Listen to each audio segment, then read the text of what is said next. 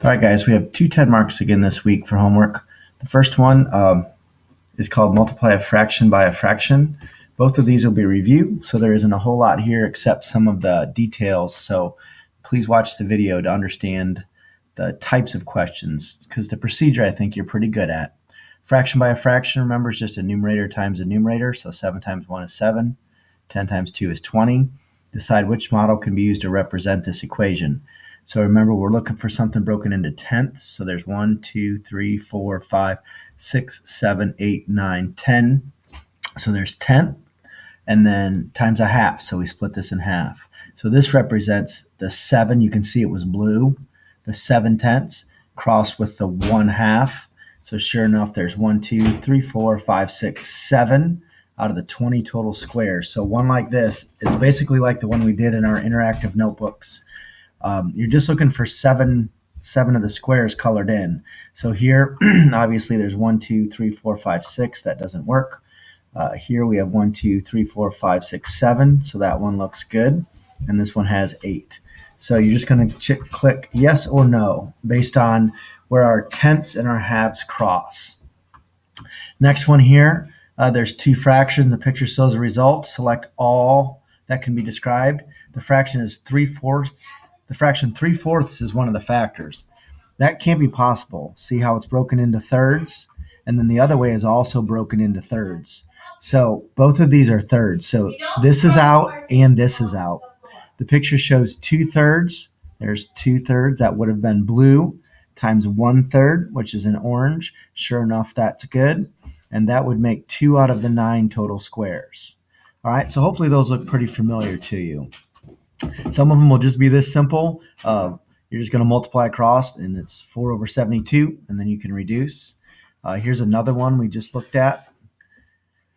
Now this one here, you just got to do the math problems and reduce it to see if which one of these equals 3/8.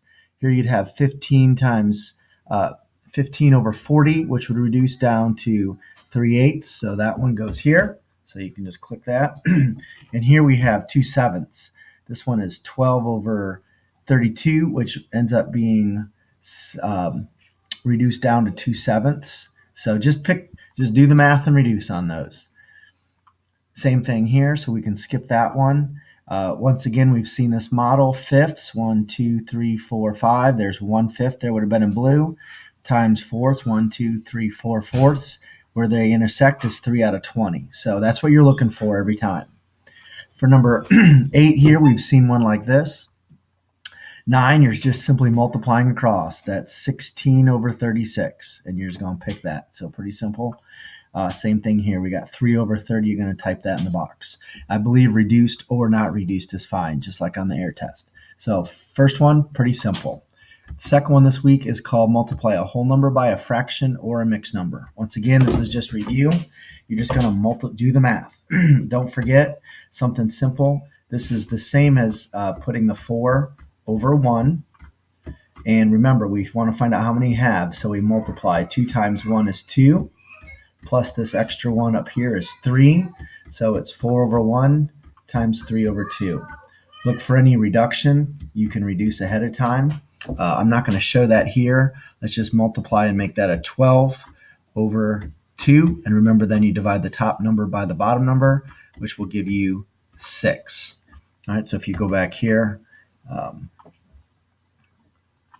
there's your 6 right there. Now, for those of you who do understand how to reduce ahead of time, you could have had this 4/1 times 3 halves. You recognize here on a diagonal, 2 divided by 2 is 1. 4 divided by 2 is 2. 2 times 3 is 6/1, which is 6. So it saved you that division. So that's just a quick reminder on how that works there. All right, the second one here, this looks kind of confusing. So this is the one this week. There's always one that requires just understanding the setup. It says these squares make up 1/2 of a set. So to me, if there's 4 of them, that means the whole set must have 8. All right, and once again, look at the hints on some of these. It even tells you there's 4 squares in half the set. So what does the denominator 1/2 mean? It means there's 2 equal groups with 4 in each group. So understanding 2 times 4 would tell me how much is in the whole set. So basically 1/2 times what would give me 4. So if there's 4 here, then I know there'd be 8 in the whole set. So we're looking at 1/2 of 8 things. Here's the math problem that represents that. 1/2 of 8 equals 4. So looks confusing. We'll look at one more of those here in a second. This one here, same as we did before, just put the 5 over the 1, make that 16/3, and multiply across. Here, just another one, it's just to set up the product of 4 times 1/4 equals 1. So what you're looking for is one whole thing. So here's 4 things, 1/4 of each one. If you added them all together, that'd be 1. That's a yes. Clearly that's more than 1. Clearly that's more than 1. And here this is the 1. That's 1/4 4 times. So those are pretty simple. Just read the math problem and match it up with the picture. Another one where the model, kind of like we did last week, 1/9 times 2, 1/9 of 2. So I like the hint on this one too. It says 1/9 of 2 wholes. So we're looking for 2 whole things, and how many objects is each one cut into? Well, 1/9 means 1 out of 9 equal parts should be shaded. So we're looking for 2 whole things. So we're looking for things like this that are broken into ninths. Well, sure enough, that's a good one right there. All right. We don't want anything here broken into halves. We want 2 things broken up into ninths. So just look at that carefully and use your hint, because the hint will really help you. Here's what I was talking about. The hexagons make up 3/4 of a set, so that goes back like to this one here. So number 6, if this is 3/4 of a set, there's 1, 2, 3 groups there I see. So if there's 3, 6, 9, that means there must have been 12 in the whole set, because I've got 3 of the 4. So 3/4 of what? Of 12 is 9. So those aren't too bad. They look a little goofy, but if you've watched the video and you've used the hints here that talks about the groups, you should be successful. Same thing here. We're looking at 7 things broken into fifths, and 2/5 are colored in. So just count, where are there 7 circles that are broken into fifths, and 2 of them are colored in. Sure enough, it's this row. And if you filled them all in, there'd be 2 holes and 4/5 left over. So there's 1, 2, 3, 4, 5, 6, 7, 8, 9, 10. That'd be 2 holes and 4/5 left over. So look at your picture. Another multiply across here. This one's even easier. You just put the 4 over the 1, and that makes 4/5. Same thing here. Put the 6 over the 1, and that makes 6/7.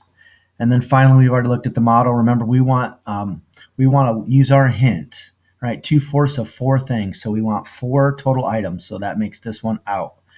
2 out of every 4 is colored in. Well, here's 1. This one has 2 out of every 4. Plus, if you did the math, 2/4 times 4 over 1 would give you 8/4, which would give you 2 things. So if these were all colored in, it'd be 2 whole squares. So there you go. That is it for the week. It's a lot of review, just mostly understanding what the pictures mean. Good luck.